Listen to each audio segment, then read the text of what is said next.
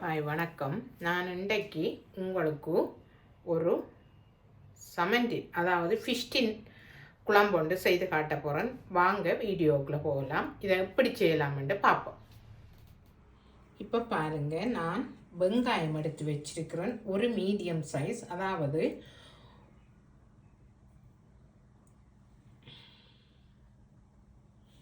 இப்போ பாருங்கள், நான் ஒரு வெங்காயம் எடுத்து வெட்டி வச்சிருக்கிறேன். அதாவது ஒரு மீடியம் சைஸ் வெங்காயம் தான், 105 கிராம் இருந்தது. ஒரு காம்பு கருவேப்பிலை வச்சிருக்கிறேன். 4 உள்ளி பீஸ் எடுத்து வெட்டி வச்சிருக்கிறேன். வெந்தயம் 1 டீஸ்பூன், 1.5 டீஸ்பூன் பெரிய சீரகம், 1 டீஸ்பூன் சின்ன சீரகம், 2 பச்சை மிளகாய். அதே நேரம் சமண்டினை உடைச்சி வச்சிருக்கிறேன். தக்காளி பழம் வச்சிருக்கிறேன். உங்களுக்கு தேவையில்ல நெக்ராக்கள் இந்த தக்காளி பழத்தை ஸ்கிப் பண்ணலாம். நான் பழப்புளி எடுத்து வச்சிருக்கிறேன். 1.5 டேபிள் ஸ்பூன் மிளகு தூள் எடுத்து வச்சிருக்கிறேன். 1.5 டேபிள் ஸ்பூன். பாப்பம் இதை எப்படி செய்யலாம்னு சொல்லி. இப்போ பாருங்கள், நான் அடுப்பில் சட்டியை வச்சு ஹீட்டாக்க விட்டேன்னா இப்போ ஒரு டேபிள் ஸ்பூன் போல் ஆயில் விடுவோம். ஆயில் விட்டுட்டு இதையெல்லாம் ஆயில் ஹீட் ஆகின பிறகு இதையெல்லாம் போடும்போது காட்டுறேன். எண்ணெய் சூடாயிட்டுது. இப்போ நான் இந்த வெங்காயங்களை எல்லாம் போட போகிறேன்.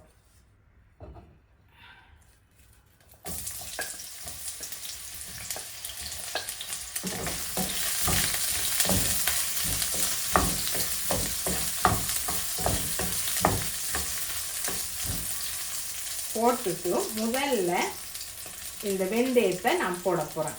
வெந்தயம், உள்ளி. இந்த வெந்தயம் கொஞ்சம் வெடிக்கட்டும்.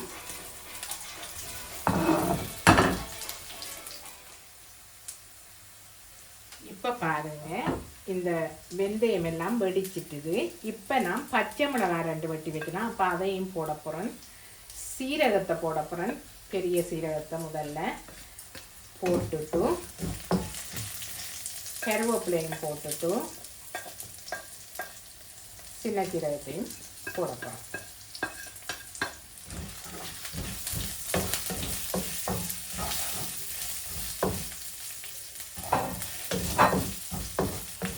வதங்கட்டும். இப்போ பாருங்க, இதெல்லாம் வதங்கிட்டுது. இப்போ நான் தண்ணி பால் வச்சிருக்கிறேன். இப்போ அதை நான் ஊற்ற போகிறேன். இப்போ பாருங்க, நான் தக்காளி பழத்தை போட மறந்துட்டேன். அதை போட்டுட்டு தான் நான் பாலை ஊற்ற போகிறேன்.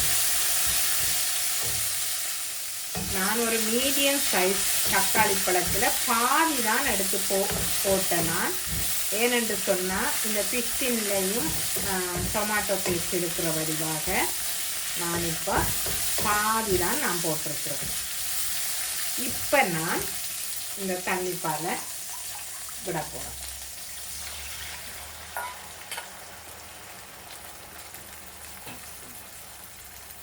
விட்டுட்டு தூளை போட போகிறோம்.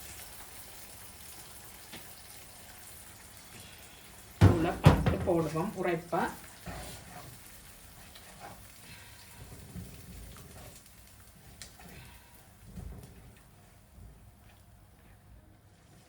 இப்போ பாருங்க, நான் 1 டீஸ்பூன் உப்பு போட போகிறேன். உப்பு போட்டுட்டு இந்த கரைச்சி வச்ச புளியையும் நான் விட போகிறேன். விட்டுட்டு நான் மூடி விட போகிறேன் முதலாவது.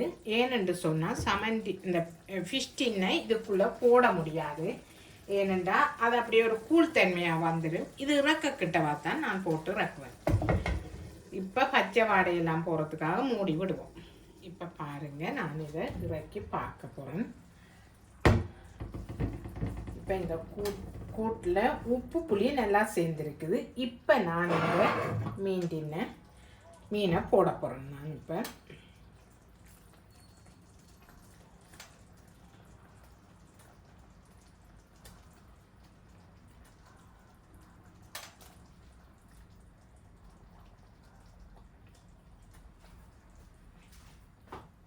இப்போ பாருங்க, இதுக்குள்ள நான் கட்டி பாலை விட்டு எடுக்க போறேன்.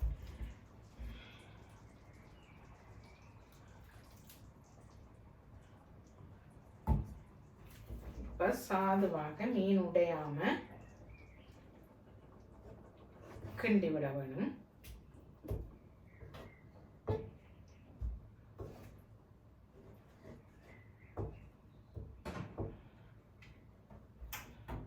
இது ஒரு 5 நிமிஷம் மூடி விட போறோம்.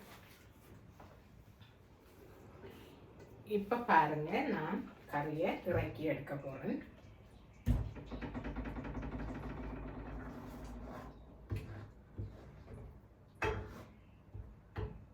இந்த மீனை ஆரம்பத்திலே போட்டீங்கன்னா இந்த மீன் குழஞ்ச மாதிரி வந்துடும்.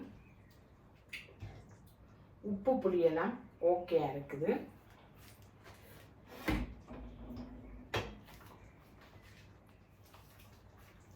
இப்போ பாருங்க, நான் இறக்கி எடுக்க போறேன். பாருங்க, இந்த மீனெல்லாம் உடையவே இல்லை.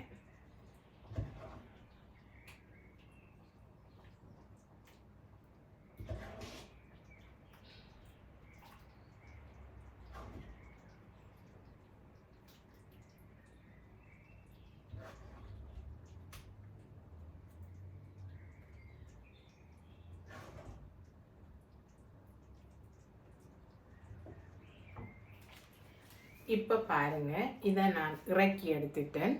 இந்த செய்முறை பிடிச்சிருந்தா நீங்கள் லைக் பண்ணி கமெண்ட் பண்ணி சப்ஸ்கிரைப் பண்ணுங்கள். முக்கியமாக நீங்கள் எனக்கு கமெண்ட் பண்ணுங்கள், என்ன மாதிரி இது இப்படி பிழை சரி எல்லாவற்றையும் நீங்கள் எனக்கு எழுதுங்க. அப்போ தான் நான் ஒரு படி முன்னேறதுக்கு எனக்கு சந்தர்ப்பமாக அமையும். சப்ஸ்கிரைப் பண்ணிவிட்டு என் வீடியோ பாருங்கள்.